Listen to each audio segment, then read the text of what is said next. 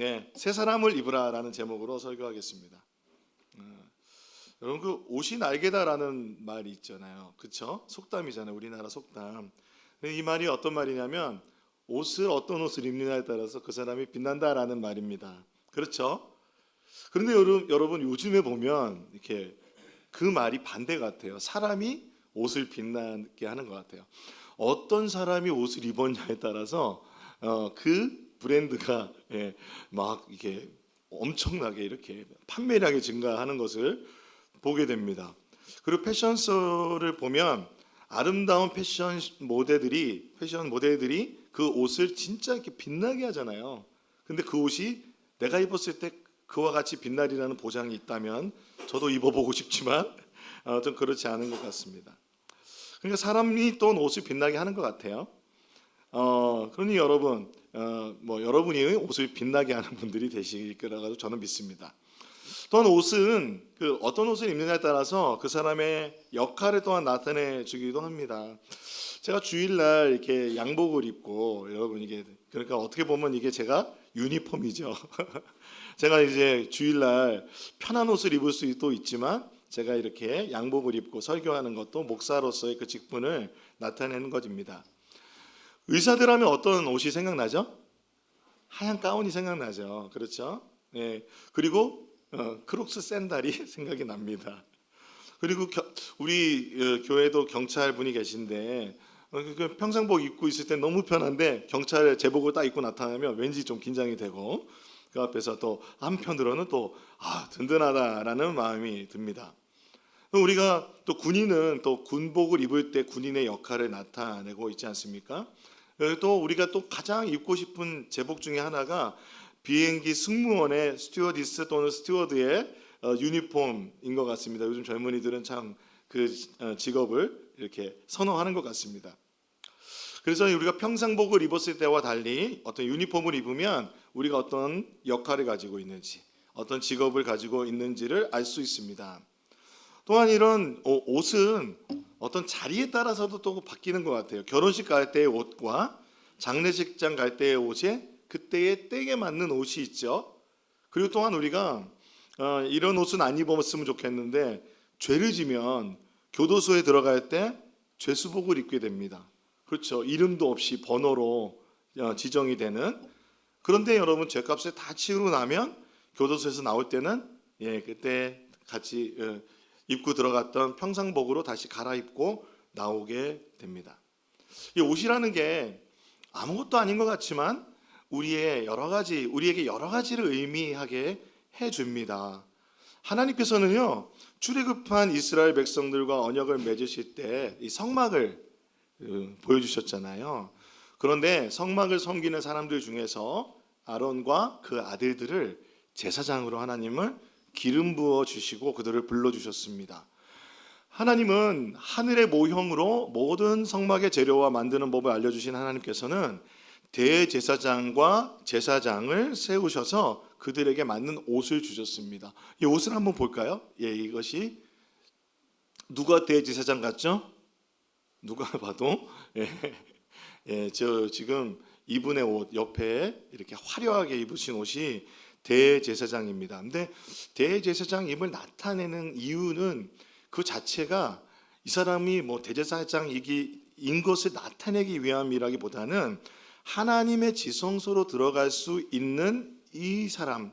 그러니까 그래서 그 제사장의 옷은 하나님 나라에 들어갈 수 있는 그것을 또 표현하기도 합니다. 그리고 또한 제사장은 저렇게 세마포에 하얀 옷을 입고 성소에서 봉사하게 되어 있습니다. 대제사장의 옷은요 금실, 청색실, 자색실, 홍색실, 그리고 배실, 그리고 보석들로 그의 옷이 만들어져 있고요. 그리고 대제사장에게는 거룩한 금패가 있어가지고 이마에 여호와께 성결이라고 관을 써서 그가 이렇게 그 머리에 관을 써서 그 역할을 드러내게 하셨습니다. 레위기 8장 9절에 보면 그의 머리에 관을 씌우시고 그 관 위에 전면에 금패를 붙이니 곧 거룩한 관이라 모세에게 명령하신 것과 같았더라. 하나님도 이 성막을 만드실 때 사람을 세우시고 그 사람에게 맞는 옷을 주셨습니다. 오늘 우리는 사순절 둘째 주를 맞이하여서 사순절의 깊은 묵상이라는 책에 보면 올 한 주간에 지금 우리가 맞이하는 한 주간의 그 주제가 뭐냐면 빛 가운데서 어둠 버리기라는 제목입니다. 뭐라고요? 빛 가운데서 어둠 버리기. 사순절의 깊은 묵상, 여러분 많이 참여하고 계신 줄로 믿습니다. 보시면은 한 하루하루마다 뭔가 우리에게 이렇게 교훈적인 내용이 이렇게 다가오고 있습니다. 우리의 마음에 성품적인 부분들을 계속 도전하고 있는 것을 보게 됩니다. 오늘 본문을 보면 사도 바울은요, 구원받은 성도의 삶을 옷을 갈아입는 비유로 통해서 그리스도인의 삶을 이야기해주고 있습니다. 그래서 뭐라 그러냐면, 그냥 요약하면 옛사람을 벗어버리고 새 사람을 입으라는 거예요. 옛사람을 벗어버리고 새 사람을 입으라는 것은요, 이것이 얼핏 들으면 내가 이전에 나는, 옛날에 나는 완전히 사라지고 새로운 나를 나에게 주셔서 그 새로운 나로 갈아입으라.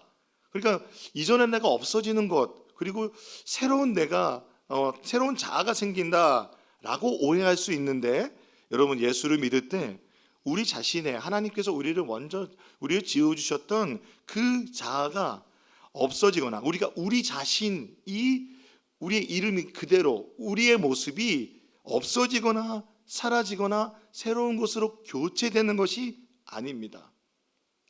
칼빈이 말한 것처럼 하나님을 아는 지식은 진정한 나를 알게 해주고, 그리고 뿐만 아니라 내가 인식하지도 못하고 알지도 못하고 있는 무의식의 영역에까지도 하나님은 빛을 비추어서 우리를 알게 하시는 분이 하나님이십니다. 여러분 믿으십니까? 그렇다면 사도 바울이 새 사람을 입으라 라고 하는 의미는 어떤 의미일까요? 이것을 살펴보기 위해서 옛사람을 먼저 살펴보고자 합니다. 우리가 에베소서 4장 22절 읽어보겠습니다. 시작. 너희는 유혹의 욕심을 따라 썩어져가는 구습을 따르는 옛사람을 벗어버리고. 그러니까 옛사람의 특징이 뭐죠? 유혹의 욕심을 따라 썩어져가는 구습을 따르는 사람이 옛사람입니다. 이에 대한, 그러면 어떤 그 유혹의 욕심을 따라서 썩어져가는 구습을 따라가느냐, 이것에 대해서 앞서 에베소서 4장 17절에서 19절에 설명하고 있습니다. 에베소서 4장 17절에서 19절 말씀을 같이 한번 읽어보겠습니다. 시작.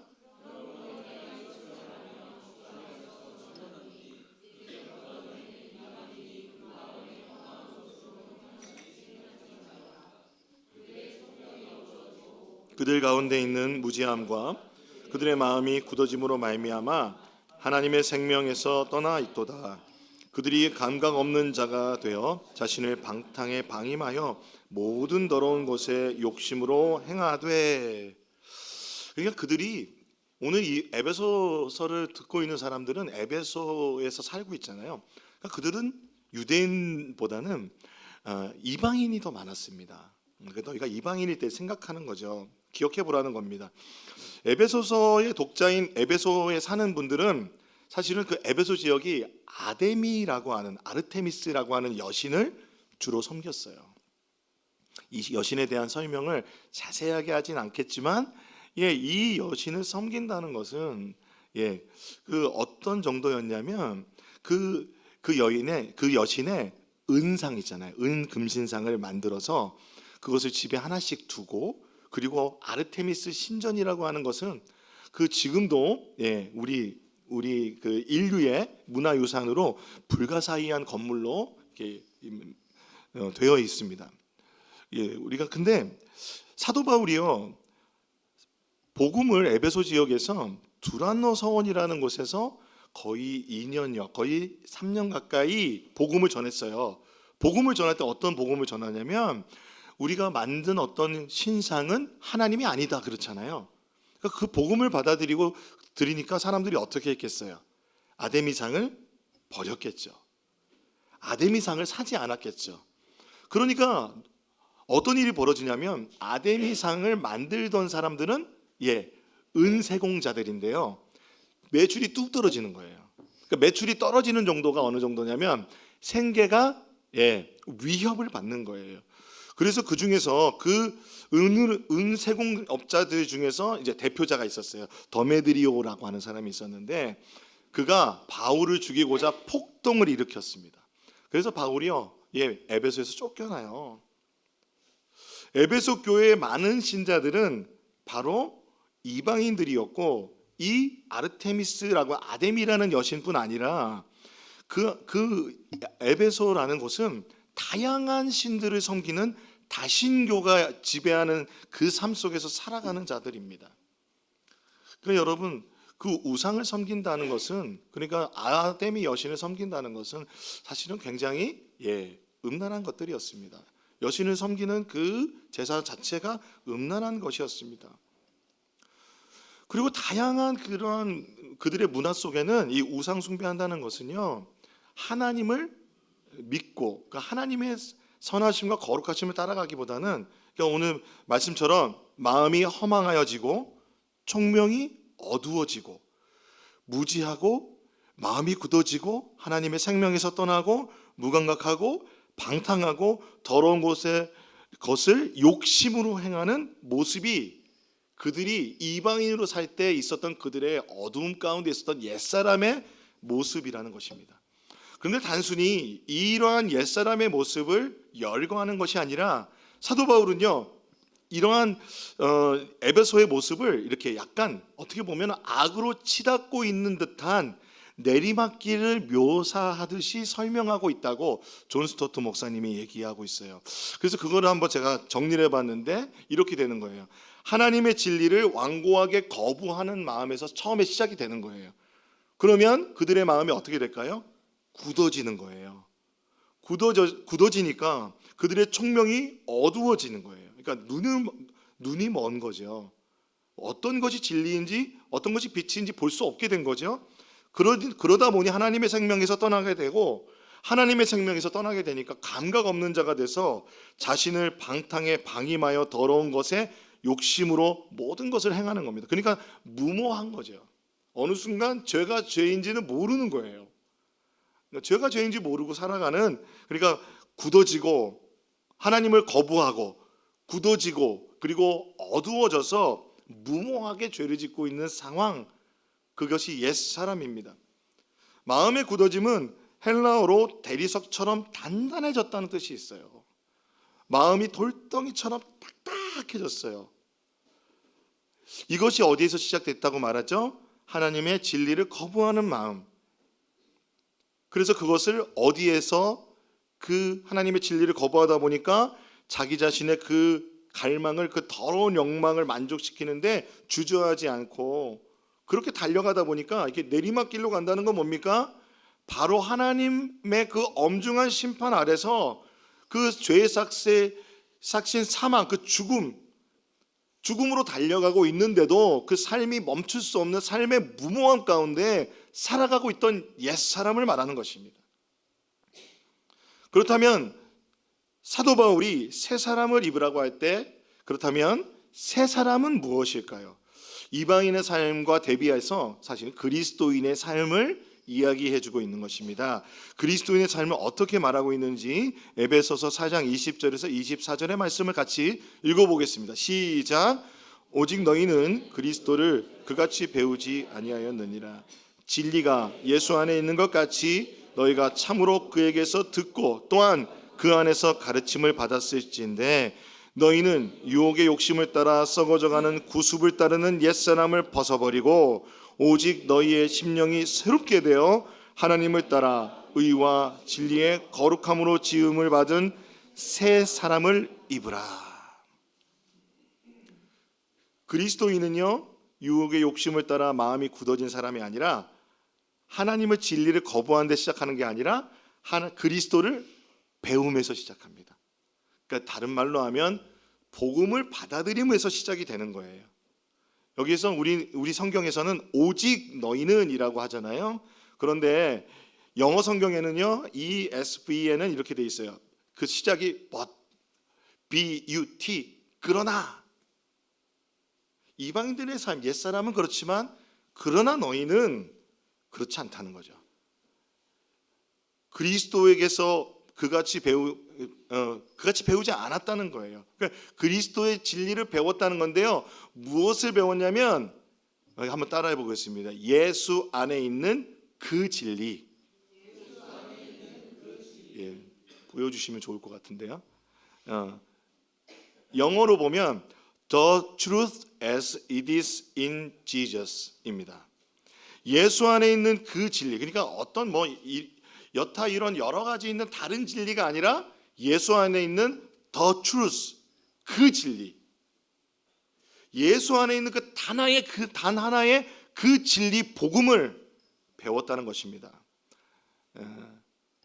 바울은 에베소에 있을 때에 두란노 성원에서 날마다 강론하면서 복음을 가르쳤잖아요. 3년 동안 가르쳤습니다. 그래서 다양한 초기 헬라어 사본들을 보게 되면 바울이 오전 11시부터 오후 4시까지 가르쳤다고 합니다. 그러니까 약 2년을 계산하면 3,000시간 넘게 가르친 겁니다. 여러분, 3,000시간 넘게 복음을 배우면 그 에베소 성도들이 복음에 대한 그런 가르침으로 아마 분명하게 알고 있었을 거예요. 여러분, 여기 계신 성도님들이 정도는 다르겠지만, 신앙의 연수는 다르겠지만, 신앙생활하면서 복음에 대해서 듣고 배운 것이 얼마나 많습니까? 그렇죠? 그래요, 안 그래요? 설교를 많이 듣고, 그래서 사실은 제가 설교할 때 모르는 얘기를 들으시는 것보다 아는 얘기를 다시 듣는 경우가 더 많습니다. 그러므로 우리는 예수님에 대해서 배우고 듣고 가르침을 받았다는 것입니다. 근데 이 가르침을 배우고 듣고 가르침을 받았다는 것을 사도 바울이 과거 부정사로 말하고 있어요. 그러니까 과거에 그렇게 배우고 듣고 가르침을 받았음. 이미 그렇게 예수에 대해서 듣고 예수 안에 있는 그 진리를 배우고 듣고 가르침을 받았음을 이야기하고 있습니다. 그 진리를 입는 것, 그 진리 안에 살아가는 것이 살아가는 사람이 새 사람이라는 것입니다. 자, 그렇다면은 바울이요 이미 예수 안에서 배우고 듣고 가르침을 받은 대로 살아가는 새 사람이 되도록 옛사람을 벗어버리고 새 사람을 입으라는 것이, 이것이 도덕적인 명령일까요? 이거 한번 생각해 보세요. 우리가 딱 떠오르는 이미지는 그렇다면 내가 배우고 듣고 이게 가르침을 받은 것대로 살아가야 되겠다라는, 그러면 그것이 나를 새 사람이 되게 해주는가?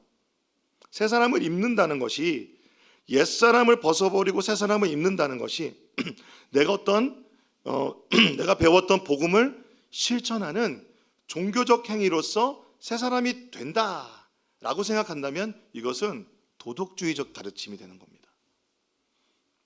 그렇죠? 그래서 여러분, 우리가 얼마나 그렇게 열심히 살아요. 근데 그게 나쁜 것은 아니죠. 그런데 여러분, 옛사람에서 새 사람이 내가 될 수 있다고 여러분 생각하십니까? 한번 생각해 보세요. 내가 그렇게 열심히 하면 새 사람이 된다.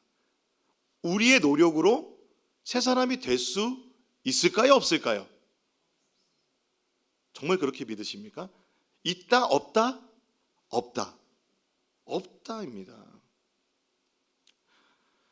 그러니까 옛사람에서 새 사람이 된다는 것은 지금 사도 바울이 이렇게 그 명령형처럼 보이지만 우리의 노력으로 할 수 없는 하나님의 구원의 역사를 전제하고 있는 것입니다. 그것을 어떻게 할 수 있냐면 에베소서의 병행 본문이라고 할 수 있는 골로새서를 한번 읽어볼게요. 골로새서 3장 8절에서 10절입니다. 시작. 이제는 너희가 이 모든 것을 벗어버리라. 곧 분함과 노여움과 악의와 비방과 너희 입에 부끄러운 말이라. 너희가 서로 거짓말을 하지 말라. 옛사람과 그 행위를 벗어버리고 새 사람을 입었으니 이는 자기를 창조하신 이의 형상을 따라 지식에까지 새롭게 하심을 입은 자니라. 10절을 보면요, 새 사람을 입어서 이미 지식에까지 새롭게 하심을 입은 자가 되었다라는 것입니다. 그러니까 이것이 과거형이잖아요. 과거 부정사예요. 우리는 예수님을 믿을 때 하나님께서 우리를 지식에까지 새롭게 하심을 입게 하셨다는 것입니다.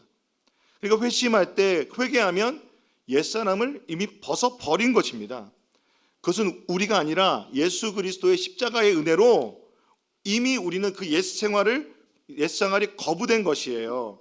그러니까 옛생활 속에 있는 모든 행위를, 그러니까 여러분, 우리에게 남아있는 그 모든 옛사람의 습성을 벗어버리라는 것이죠. 그리고 새 사람을 입어라는 것은요, 오히려 우리가 새 사람이 되었으니 이전의 생활 방식을 벗어버리고 우리에게 남아서 영향력을 주고 있는 옛 사람의 본성, 습성을 버리라는 진리의 말씀이라고 존 스토트 목사님이 설명하고 있습니다. 여러분 어떻게 생각하십니까? 여러분 옛사람은요, 퇴화되고 썩어져가고 퇴화되고 몰락하고 파괴되어 가는 중에 있습니다. 그렇습니다, 여러분. 근데 하나님의 엄중한 심판 앞에 있는 것이죠. 그런데 우리는 그리스도 안에서 하나님을 따라 하나님께서 우리를 새롭게 지어주셨습니다. 그래서 우리가 새 사람이 된 것은 의와 진리와 거룩함으로 지음받았다라고 사도 바울이 이야기하잖아요. 그러니까 새 사람은 그리스도 안에서 새 창조된 새 사람인 것입니다. 여러분 이것을 우리가 믿음으로 이것을 받아들이고 인정해야 할 것입니다. 여러분 우리는 새 사람인 줄로 믿습니다. 근데 사도 바울이 이 옷을 갈아입는 이미지를 왜 사용했을까? 그러니까 에베소 사람들이 잘 알고 있는 어떤 세레모니, 의식을 나타내는 것 같아요. 초대교회 당시에 예수님을 믿고 세례를 받으려면 우리보다 훨씬 긴 기간에 복음을 배우고 하나님의 말씀을 공부했습니다. 약 3년 정도의 세례 교육을 받는 거예요. 그러니까 세례를 받을 때에 이제 그 세례를 받을 때 얼마나 감격이 넘치겠습니까? 그리고 그때 그 초대교회 때는 세례를 받은 자만이 무엇을 할 수 있었어요? 성만찬을 할 수 있어요. 그러니까 성만찬에 떡과 잔에 참여할 수 있는 거예요. 그러니까 그 시간이 얼마나 감격적이고 얼마나 기쁨의 시간이겠습니까? 그때 선물로 주는 게 뭐냐면 흰색 옷이에요. 그러니까 그리스도인이 되었다라는 의미로 흰색 옷을 수여하는 의식이 있었다고 말합니다. 그러니까 새 사람이 되어서 흰색 옷을 입지 않았느냐. 그런데 왜 옛사람의 습성으로 그 죄악으로 치러가는 그 옛사람의 습성을 여전히 너희가 버리지 못하느냐라는 것이죠. 그래서 갈라디아서 3장 27절에 보면 누구든지 그리스도와 합하기 위하여 세례받은 자는 그리스도로 옷 입었느니라. 예수님의 세마포를 입듯이 우리가 그리스도로 옷 입은 것입니다. 여러분 믿으십니까? 그 회심은 단 한 번의 사건이에요. 여러분 그 회심의 체험과 경험이 여러분의 있기를 소망합니다. 믿음으로써 의롭다 함을 얻는 것이 회심이라면 사도 바울이 말하고 있는 이 새 사람을 입는다라는 것은 그리스도인이 성화되어서 하나님을 닮아가는 신앙의 여정 속으로 들어가는 것을 말하고 있는 것 같습니다. 에베소서 4장 23절에 보면요, 오직 너희의 심령이 새롭게 되어라고 말하고 있습니다. 오직 너희의 심령이 새롭게 되어라는 것은요, 현재 분사를 말하고 있어요. 그러니까 계속해서 진행되고 있는 것이죠. 현재 부정사로서, 그러니까 날마다 이 신앙의 여정 속에서 배우고 듣고 가르침을 받은 복음 안에서 지속적으로 가하면서 날마다 옛것을 벗어버리고 새 것을 취하면서 내적으로 새롭게 되는 그 성화의 과정을 날마다 밟아가라는 것이죠. 하나님이 창조해 주신 새 사람을 더 누리라는 것입니다. 날마다 새롭게 하고, 그러므로 여러분 성화의 과정에서 옷을 벗고 입는 이 과정이, 그러니까 성화의 과정에서 우리가 그리스도의 옷을 입는 것은 은혜지만 날마다 새롭게 심령이 새롭게 되는 것은 누구의 의지와 순종에 달려 있죠? 우리의 의지와 순종에 달려 있는 것입니다. 그러니 여러분 이 부분을 잘 구분하셔서, 우리가 은혜로 구원을 받았지만 그래서 새 사람을 입는 것은 우리의 능력을 할 수 없었지만 그냥 날마다 우리가 옛 사람을 벗어버리고 새 사람을 입는다는 것은 우리의 의지와 순종에 달려 있다는 것입니다. 이렇게 얘기하면은 조금 되게 이런 사도 바울의 그런 서신을 보면 교리에 대한 가르침을 줄 때는 굉장히 어떻게 보면 어렵고 굉장히 신학적입니다. 그런데 사도 바울은 늘 이런 얘기를 하면서 반드시 실천에 대한 것을 빼놓지 않습니다. 마치 하나님께서 언약을 맺는 이스라엘 백성들에게 십계명을 주신 후에 구체적인 삶에 적용되는 법을 주셨잖아요. 아주 구체적이에요. 너무 구체적이에요. 그렇죠? 그런데 레위기의 구성을 보아도요, 하나님께 예배하는 제사법이 1장부터 11장부터 된다면 10장까지 된다면 11장부터 그 이후는 예배하는 사람이 어떻게 삶을 이웃과 살아가야 되는 것에 대한 삶에 대한 구체적인 규례와 법도가 제시되어 있습니다. 그러니 예배와 삶, 실제적인 삶이 중요한 것입니다. 로마서도 그렇게 구성이 되어 있고요. 사도 바울이 그렇습니다. 여러분, 대제사장과 제사장이 입은 옷을 다시 한번 여러분 생각해 보세요. 기억해 보세요. 여호와께 성결이라는 금으로 만든 패를 달고 있었습니다. 그렇게 여러분, 우리가 지금 흰 옷을 입고 있다면 어떤 옷을 입고 있을까? 요한계시록에 보면 우리가 마지막 날에 주님 앞에 나아갈 때 이 일 후에 내가 보니 각 나라와 족속과 백성과 방언에서 아무도 능히 셀 수 없는 큰 무리가 나와 무엇을 입었죠? 흰 옷을 입고 그리스도로 옷 입고 있습니다. 손에 종려를 가지를 듣고 보좌 앞과 어린 양 앞에 서서라고 말합니다. 그리고 주님이 다시 오실 그 어린 양의 혼인잔치를 말하는 요한계시록 19장에 보면요, 신부인 교회가 입고 있는 세마포가 뭐냐면 요한계시록 19장 8절에 그에게 빛나고 깨끗한 세마포 옷을 입도록 허락하셨으니 이 세마포 옷은 성도들의 옳은 행실이로다. 그러니 우리가 성화되어져 갈 때 하나님의 말씀대로 순종하며 살며 우리의 삶에 선한 행실을 하는 것은 그것이 우리에게 주어진 우리 신앙인으로서의 하나님께서 주신 우리의 사명, 우리 또 하나님께서 우리가 그 세마포 옷을 입기를 원하시는 줄로 믿습니다. 여러분, 사실 복음은 희미하거나 애매한 진리가 아니고 너무도 분명합니다. 새 사람으로 우리 자신을 새 사람으로 바꿀 힘과 능력 없지만 예수님이 우리를 새롭게 창조하여 주셨습니다. 그렇다면 새 사람으로 날마다 옷 입는 것은 우리의 삶의 구체적인 실천으로 사도 바울이 권면하고 있습니다. 이 권면이 에베소서 4장 25절에서 32절에 있는 거예요. 우리 같이 한번 읽어볼까요? 시작. 천천히 읽어볼게요. 시작. 그런즉 거짓을 버리고 각각 이웃과 더불어 참된 것을 말하라.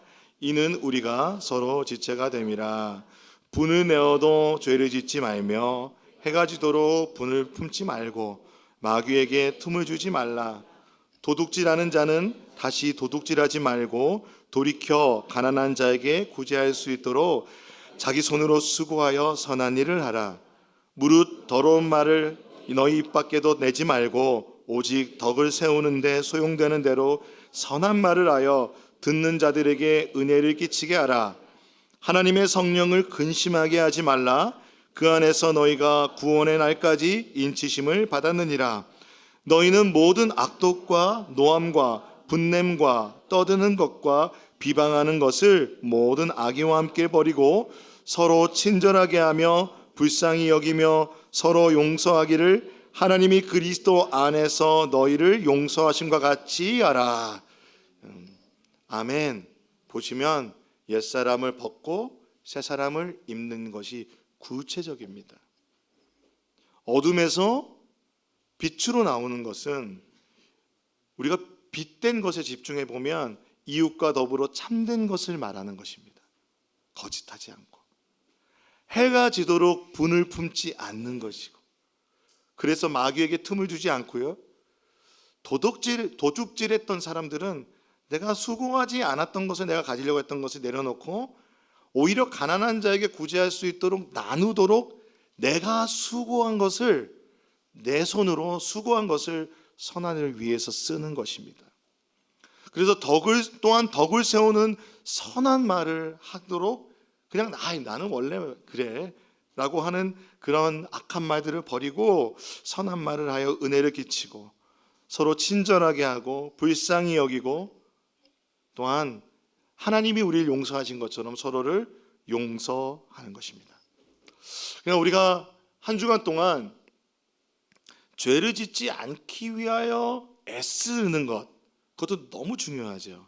그런데 여러분, 저는 반대로 빛 가운데 나아가는 여러분 되시길 소망합니다. 그러니까 선한 행실을 묵상하고 하나씩 오늘 이것을 다 해볼 수 없겠지만 여러분의 마음에 탁 다가오는 거 하나만 결정하시면 좋을 것 같아요.